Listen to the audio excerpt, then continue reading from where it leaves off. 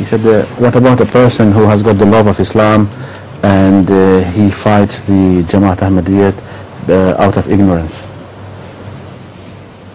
These matters are to be decided by God alone.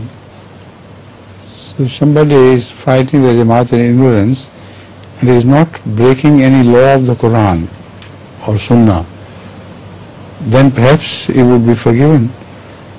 But when they fight Ahmadiyyat, they break all laws. They tell lies, wrong allegations, etc., and take the law into their own hands. So it doesn't apply to the situation in Pakistan, for instance. Everywhere else also the same thing is happening. So innocently to be misled with a Maulvi is okay.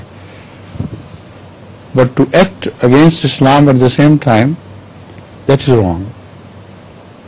Right?